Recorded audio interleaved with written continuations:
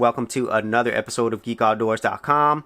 So Lost in Space Season 2 is a continuation of Season 1, and so if you haven't seen the first season, then warning Will Robinson, there are going to be spoilers.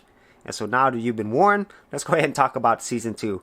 And so at the end of Season 1, Robot ends up in space fighting another robot, and then the Robinsons get lost in a completely different system on a foreign planet. So that was a great cliffhanger. And so in Season 2, we find the Robinsons trying to escape this planet so that they could try to reconnect with the people of the Resolute space station, and Will is of course wanting to find Robot. And so that is the general story. So getting into the things that I really enjoyed about Season 2 is of course the Robinsons. They were the best thing about Season 1, and in Season 2 it is still the same thing here. And so we have John, Maureen, Judy, Penny, Will, Don, Dr. Smith, and of course Robot. And in Season 2 they develop these characters more, they evolve, especially with Will, and at the same time you get a lot more flashbacks and backstory to these characters. And out of all the characters, my favorite one has to be Dr. Smith. She's even more conniving, manipulative, and mysterious in Season 2 than she was in Season 1, and she has this very likable character, even though she's doing some really bad things, but there are moments where you think she could be good. So she's a very interesting and complex character. So that's the first thing that I enjoyed, is the Robinsons and the character development. And then the second thing that I enjoyed about Season 2 is the overall production quality and special effects. Season 1 overall had excellent production quality, and Season 2 has that as well, but even more so. So hats off to all the people who designed the effects, the environments, the set designs, the costume. Everything here was just excellent throughout all 10 episodes.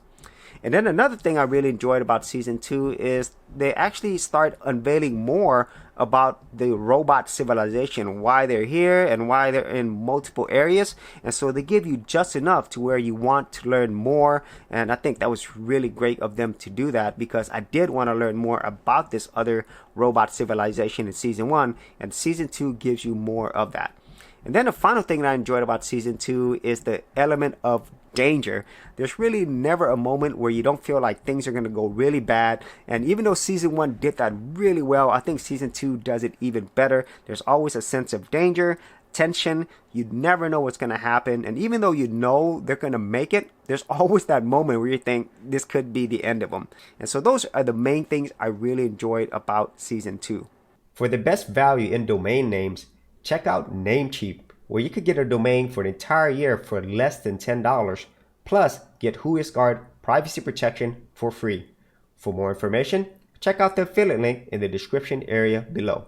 So getting into the things that I didn't enjoy as much is Robot. In Season 1, they spent a lot of time, talking about Robot, showing you this relationship between him and Will, and you learning a little bit more about who he is and where he's from.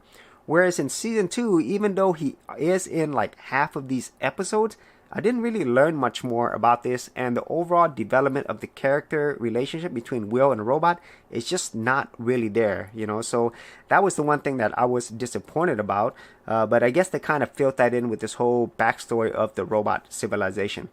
And so the second thing that I didn't really enjoy as much out of Season 2 is the amount of time that they spent in flashbacks.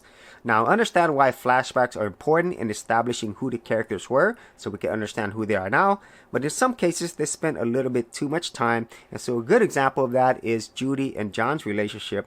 Now, I understand why they want to show this so they could establish a strong bond between father and daughter, but I think if they would have cut that in half, we could have got the same message that they really love each other and they would do anything for each other.